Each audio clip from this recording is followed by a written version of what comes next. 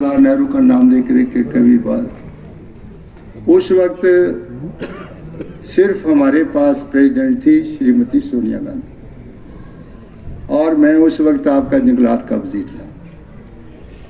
मुझे वीरभद्र सिंह ने बुलाया और उसने कहा कि कोई आदमी चुनाव लड़ने के लिए तैयार नहीं होता। तो चंद्र कुमार जी, मैं आपसे बातचीत करके बैठना चाहता हूँ, आप अपना मत जो है वो बताइए, आप क्या करना चाहते हैं। मैं कहा मैं तो जंगलात का वजीर हूँ, बहुत बड़ा महकमा मेरे पास है, गाड़ियाँ मेरे पास हैं, अब आप मुझे किस कहाँ झोंकड़ा भेज रहे हो पार्लियामेंट का चुनाव लड़ने के लिए।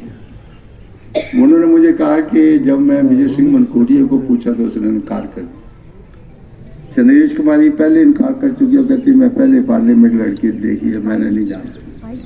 पंडित संतराम तो बिल्कुल ही ना देने इनका हो गया।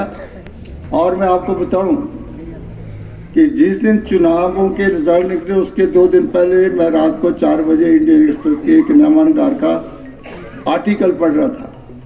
वो साइंटिस्ट था और उसने कहा कि इस चुनाव में बड़े पैमाने के ऊपर धांधली है मध्य प्रदेश और राजस्थान में,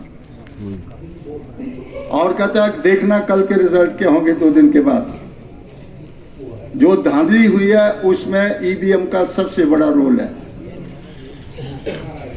और जब चुनावों के रिजल्ट आने लगे तो जो सरकारी कर्मचारियों के बैलेट पेपर थे उसमें कांग्रेस सबसे आगे थी, और जब ईवीएम खुली तो कांग्रेस डाउन होती गई। तो ये जो हमारा जो सिस्टम है, कांग्रेस जो है वो मुंह खोल के ईवीएम को बंद करवाने के लिए इसलिए क्योंकि हम ही ने इसको इंट्रोड्यूस किया था, एक हमारी साड़ी पाई हुआ है, इसलिए वो विरोध नहीं इसका करते।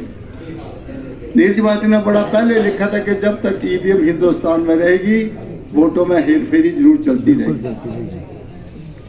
तो ये जो हमारी मशीन के युग में अगर किसी का अकाउंट हैक हो सकता है, किसी के अकाउंट से पैसे निकल सकते हैं, तो ईवीएम की मशीन क्या है।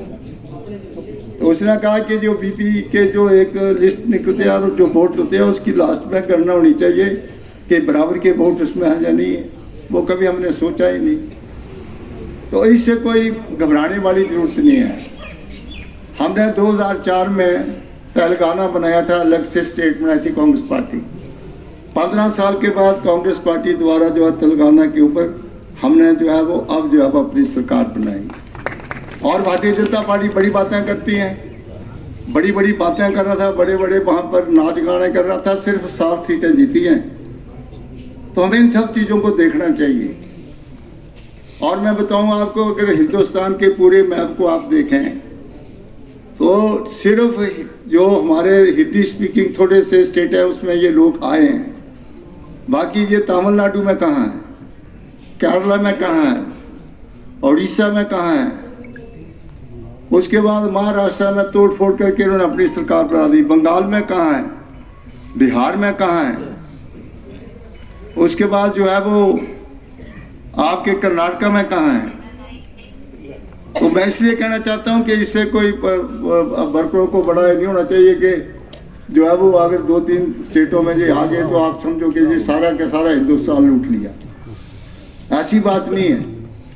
सत्ता परिवर्तन आता है जाता है, लेकिन हमारे हौसले बुलंद होने चाहिए। हमने राजनीति में अच्छा सफर भी किया है, हमने राजनीति में संघर्ष भी किया है। तो हमेशा संघर्ष से इंसान जो है वो ऊपर जाता है।